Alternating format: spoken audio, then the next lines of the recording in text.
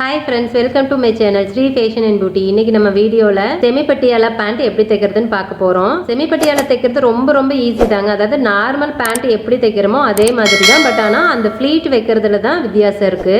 ரொம்பலாம் மெனக்கடெல்லாம் தேவையில்ல. பட்டியாலா தைக்கிறதும் செமி பட்டியாலா தைக்கிறதும் ஒரே மாதிரி தான். என்ன வித்தியாசம் அப்படின்னா செமி பட்டியாலா அப்படின்னா ரெண்டு சைடு மட்டும் ஃப்ளீட் வரும். பட்டியாலா அப்படின்னா ஃபுல்லா அந்த எப்படி சொல்ற இடுப்பு ஃபுல்லாவே அந்த ஃப்ளீட் வரும். அதாவது கால் சுத்தியுமே. ஸோ அதுதான் வித்தியாசம். பட் ஆனால் என்ன நம்ம எடுக்கிற சுடிதாரில் ஃபுல் பட்டியாலா தைக்கிற அளவுக்குலாம் மெட்டீரியல் தர மாட்டாங்க. ஸோ அதில் செமி பட்டியாலா மட்டும்தான் தைச்சிக்க முடியும். நீங்கள் ஃபுல் பட்டியாலா தைக்கணும் அப்படின்னா நீங்கள் தனியாக தான் மெட்டீரியல் எடுத்துக்கணும். கட் பண்ணி ஸ்டிச் பண்ணுறது ரெண்டுமே ஒரே வீடியோவில் போட்டுறேன். ஏன்னா ரொம்ப ஈஸி தான் அது. ஓகேங்க, இது எப்படி கட் பண்ணுறதுன்னு சொல்லிட்டு பார்த்துடலாங்களா? சரி வாங்க வீடியோக்குள்ளே போகலாம்.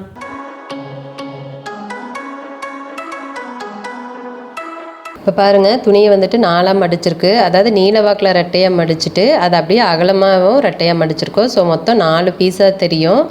கரை பீஸ் ஆப்போசிட்டில் இருக்கிற மாதிரி விட்டுட்டு மடிப்பு பக்கம் நம்ம பக்கம் இருக்கிற மாதிரி வச்சுக்கணும். அதுக்கப்புறம் கீழே வந்துட்டு கோடு போடுறது நாடாவுக்காக. ஸோ அதிலிருந்து தான் நம்மளோட உயரம் கணக்கு எடுத்துக்கணும். நாடாவுக்கு நான் கீழே விட்டுட்டேன். இப்போ பேண்ட்டோட உயரம் பார்த்தீங்கன்னா 36 இன்ச்சு. ஸோ தைக்கிறதுக்கு 1 இன்ச்சு சேர்த்து நான் 37 இன்ச்சாக விட்டுருக்கேன்.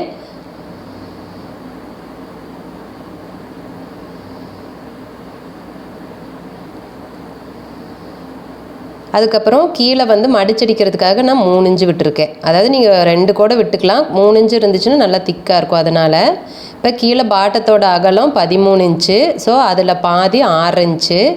இப்போ இது பார்த்திங்கன்னா சீட்டு உயரம் நம்ம கால் ஜாயின் பண்ணுவோம் இல்லைங்களா சென்டரில், அதோட உயரம் பார்த்திங்கன்னா 8 இன்ச்சு. அதுக்கு அகலம் 2 இன்ச்சு வச்சுருக்கேன். ஸோ அந்த 2 இன்ச்சு அகலமே போதுமானதாக இருக்கும். உயரமும் 8 கரெக்டாக இருக்கும். நார்மலாக 8 தான் வைப்போம் நம்ம. ஸோ வச்சுட்டு அப்படியே ஒரு கோடு போட்டு ஜாயின் பண்ணிவிட்டு அந்த பெண்டு வந்துட்டு அப்படியே சின்னதாக வந்துட்டு ஒரு வளைச்சிக்கலாம்.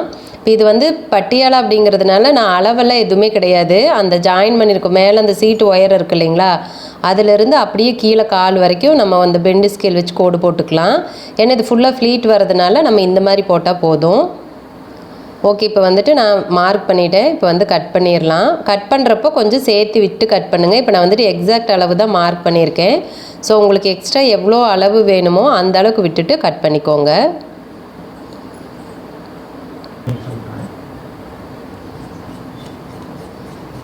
கீழே அந்த கால் மடிச்சடிக்கிறதுக்கு ஒரு அர்க்கட் பண்ணிவிட்டு இது வந்து நாடாக்கு நம்ம விட்டோம் இல்லைங்களா, அது வந்து கட் பண்ணி எடுத்துடலாம். இந்த பெண்டையும் கட் பண்ணிடலாம் சீட்டோட உயரத்தை. இப்போ இடுப்பு பெல்ட் இருக்குது இல்லைங்களா, அது வந்துட்டு மார்க் பண்ணிடலாம். பெல்ட் மார்க் பண்ணுறதுக்கு கீழே நம்ம அந்த நாடா உள்ளே வச்சு மடிச்சடிப்போம் இல்லைங்களா, அதுக்கு வந்துட்டு ஒரு 1.5 இன்ச்சு விட்டால் போதும். 1 to 1.5 கரெக்டாக இருக்கும். நான் வந்துட்டு ஒரு ஸ்கேல் அளவு மார்க் பண்ணிக்கிறேன். பெல்ட்டோட உயரம் பார்த்திங்கன்னா 8 இன்ச்சு. அதெல்லாம் 1/2 இன்ச்சு தைக்கிறதுக்கு சேர்த்து நான் 8 இன்ச்சு விடுறேன்.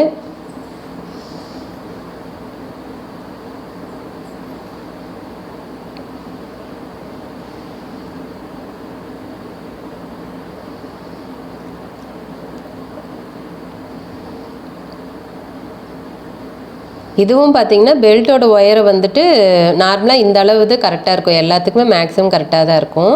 இப்போ இடுப்பு பார்த்திங்க அப்படின்னா 33 இன்ச்சு. அதில் லூஸுக்காக நான் 5 இன்ச்சு விடுறேன். ஸோ அப்போ தான் கரெக்டாக இருக்கும். ரொம்ப நம்ம எடுக்கிற அளவே தைக்கக்கூடாது, ரொம்ப டைட்டாக இருக்கும். ஸோ 38 அதை வந்துட்டு 4ஆக பிரிச்சுக்கணும். ஏன்னா இடுப்பு வந்து நம்ம 4ஆக தான் போட்டிருக்கோம். ஸோ அதனால் 9.5 இன்ச்சு. தைக்கிறதுக்கு சேர்த்து நான் 11 இன்ச்சு விடுறேன். ஏன்னா அந்த நாடா கோர்க்கிற இடத்துல நடுவில் ஜாயின் பண்ணுவோம் இல்லைங்களா, அதுக்கு வந்துட்டு கொஞ்சம் அகலமாக தான் ஜாயின் பண்ணுவோம். ஸோ அதுக்காக சேர்த்தியே நான் வந்துட்டு 11 இன்ச்சு மார்க் பண்ணிக்கிறேன். பண்ணிவிட்டு இப்போ இது வந்து வெட்டி எடுத்துடலாம்.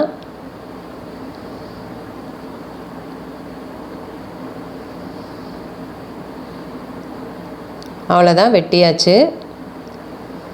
சரி ஓகேங்க, இப்போ வெட்டியாச்சு. அடுத்தது தைக்க போயிடலாங்களா?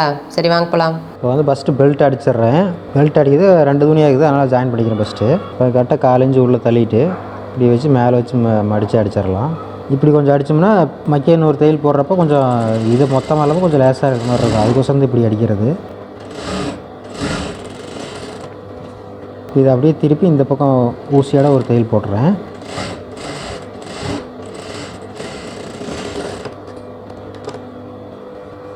அவ்வளோ இந்த பக்கம் ஜாயின் போட்டாச்சு. இப்போ வந்து நாடா பக்கம் அந்த 1.5 இன்ச்சு விட்ருக்காங்களா, அதோட ஒரு மார்க் போட்டுக்கங்க. போட்டு இந்த பக்கம் ஒரு அரைஞ்சு விட்ருங்க, அந்த நாடா வரத்துக்கு கேப்பு. இந்த பக்கம் 1 இன்ச் அளவுக்கு துணி விட்டிங்கன்னா கூட போதும் மடிச்சு அடிக்கிறதுக்கு.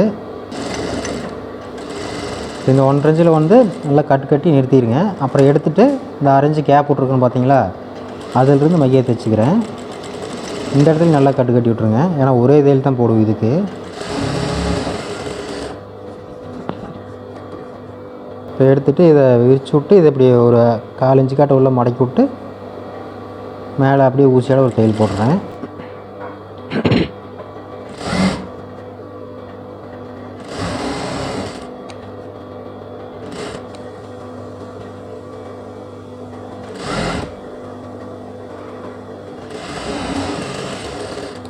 இப்போ நாடை அடிக்கிறேன். ஃபஸ்ட்டு ஒரு 1/4 இன்ச்சு காட்டு இப்படி மடச்சிட்டு, அதுக்கப்புறம் இன்னொரு 1/4 இன்ச்சு இப்படி மடக்கிட்டு, ரெண்டையும் சேர்த்து வச்சு இப்படி மடக்கிட்டு இதே மாதிரி இப்படியே மடக்கி வச்சு அடிச்சிட்றேன்.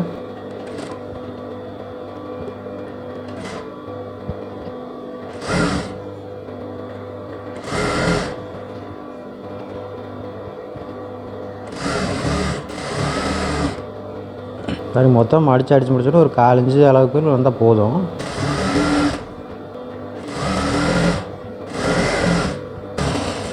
இப்போ பெல்ட் வந்து வெளி சைடை திருப்பிட்டு, இப்போ உள் சைடு பார்த்திங்கன்னா இந்த கேப் விட்டுருக்குறோம் பார்த்தீங்களா, அதில் வந்து உள் சைட்லேருந்து இந்த நாடை இப்படி வெளியே இழுத்துக்கிறேன். இழுத்துட்டு போதும் இவ்வளோ அகலத்துக்கு. அப்புறம் தைச்சிட்டு நம்ம வச்சு கம்மியாக இருக்கிறத அதை பார்த்துக்கலாம். இப்போ எவ்வளோ அகலம் விட்டுருக்குமோ அந்த அளவுக்கு நம்ம அப்படியே மடித்து தைச்சிட்றேன்.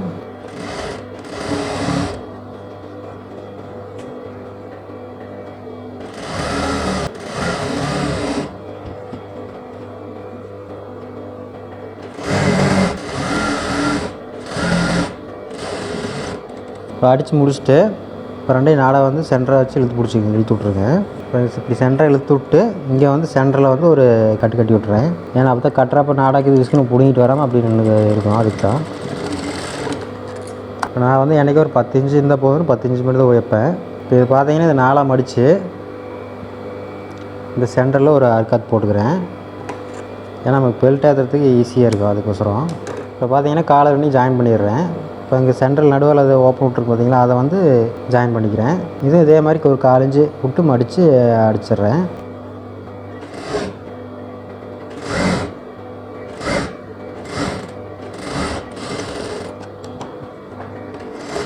இப்போ அதுக்கு நீங்கள் பார்த்தீங்கன்னா ஓவர்லாக் போடுற மாதிரி இருந்தால் இப்படி மடிச்சு அடிக்க தேவையில்லை, அப்படியே ஜாயின் பண்ணி ஓவர்லாக் போட்டுக்கலாம்.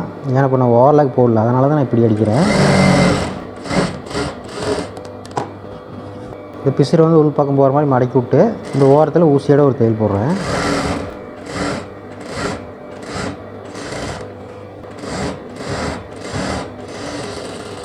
வந்து பாட்டத்தை கீழே மடிச்சடிக்கிறேன். ஏன்னா எக்ஸ்ட்ரா தானே விட்ருக்கிறதுனால 1 இன்ச்சு அளவுக்கு வர மாதிரி இப்போ நல்லா உள்ள மடக்கி விட்டுக்கணும் துணியை. இந்த அளவுக்கு அறுக்கது போடுற அளவுக்கு அப்படியே மடித்து அடிச்சுட்டு தைச்சிட்றேன். நீங்கள் கேன்வாஸ் வைக்கிற மாதிரி தான் வைக்கலாம், இல்லை இப்படியே துணியே வச்சு மடிச்சு அடிக்கிறதுனால அடிச்சுக்கலாம், ஒன்றும் பிரச்சனை இல்லை. ஏன்னா துணியிலே தான் மடித்து அடிக்கிறேன்.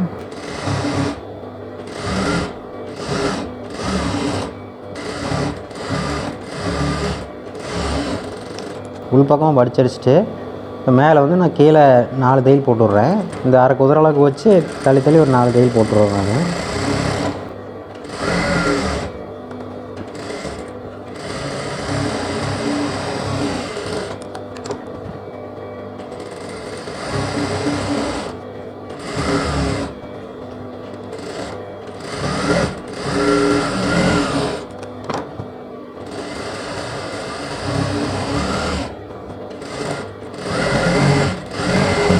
கால் ஜாயின் பண்ணுறேன். கீழே பாட்டம் பார்த்தீங்கன்னா 13 இன்ச்சு 6 இன்ச்சு வச்சு மார்க் பண்ணிட்டு அப்படியே அடிச்சிடுறேன். ஜாயின் பண்ணுறப்போ இந்த துணியை எந்த பக்கம் எச்சு கம்மி போகாமல் கரெக்டாக வச்சு அப்படியே பிடிச்சி அடிச்சிடுறேன்.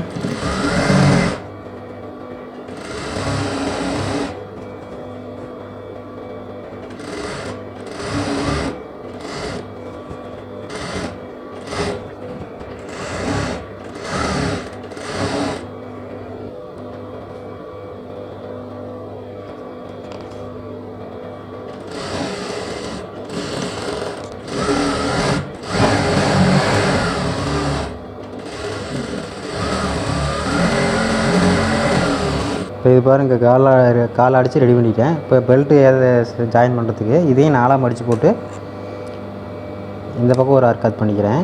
இப்போ பாருங்கள் இந்த சைடில் அர்க்காத் போட்டுருங்களா, அந்த அர்க்காத்தையும் இந்த பேண்ட்டுக்குள்ள கீழே காலுக்கு அர்க்காத் போட்டுருங்களா, அதையும் வச்சு இதிலேருந்து அப்படியே ஃப்ளீட் வச்சுட்டு சென்டர் வரைக்கும் கொண்டு வந்துடுறேன்.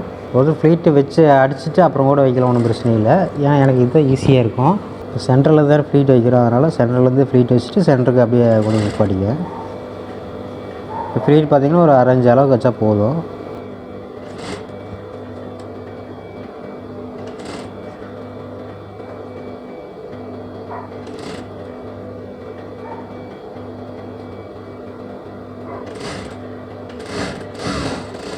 இந்த சென்டரோட இது முடிஞ்சிச்சு. இந்த பக்கத்துக்கு இந்த சைட்லேருந்து மைக்கதை அடிச்சுட்டு வரேன். ஃப்ளீட் பாருங்கள் கரெக்டாக 1/2 இன்ச்சு வச்சா போதும். இப்போ தள்ளி வைக்கிறதுனா எவ்வளோ தூரம் கொஞ்சம் 1 இன்ச்சு 1.5 இன்ச் அளவுக்கு தள்ளி வச்சுக்கலாம், பிரச்சனை இல்லை.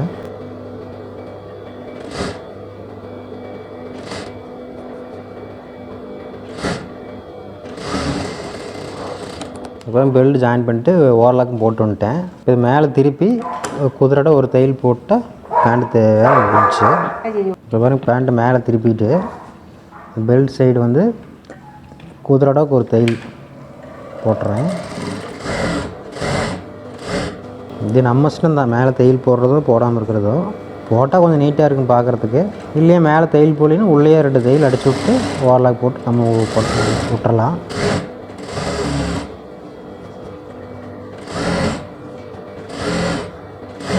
அவ்வளோதாங்க, பேண்ட் வந்து தைச்சி முடிச்சாச்சு. பாருங்கள், செமி பட்டியாலை வந்து ரொம்ப ரொம்ப ஈஸி தான். நீங்கள் நார்மல் பேண்ட் எப்படி தைக்கிறீங்களோ அதே மாதிரி தான். இப்போ செமி பட்டியாலை அப்படின்னா இந்த சைடில் மட்டும் ஃப்ளீட் வைப்பாங்க. பட்டியாலை அப்படின்னா சுற்றியுமே இடுப்பு சுற்றியுமே வந்துட்டு ஃப்ளீட் வரும்.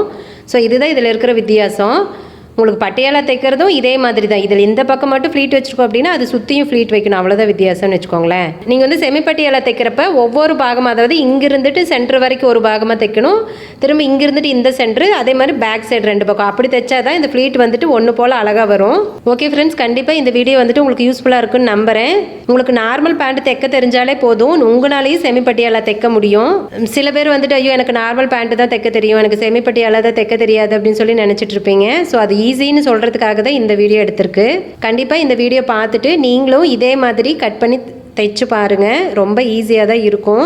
ஓகேங்க, இந்த வீடியோ பிடிச்சிருந்துச்சுன்னா வீடியோ லைக் பண்ணுங்கள், உங்கள் ஃப்ரெண்ட்ஸ்க்கெலாம் ஷேர் பண்ணுங்கள். உங்களோட கமெண்ட்ஸ் எதுவாக இருந்தாலும் கமெண்ட் பாக்ஸில் தெரிவிங்க. என்னோட வீடியோஸ் எல்லாம் ரொம்ப பிடிச்சிருந்துச்சுன்னா என்னோட வீடியோஸ் பார்த்து நீங்கள் நிறைய விஷயம் கற்றுக்கணும்னு ஆசைப்பட்டீங்க அப்படின்னா ஃபஸ்ட்டு சேனலை சப்ஸ்கிரைப் பண்ணிக்கோங்க. ஓகே ஃப்ரெண்ட்ஸ், இந்த வீடியோ இதோட முடியுது. நான் இன்னொரு வீடியோவில் உங்களை மீட் பண்ணுறேன். பாய், தேங்க்யூ.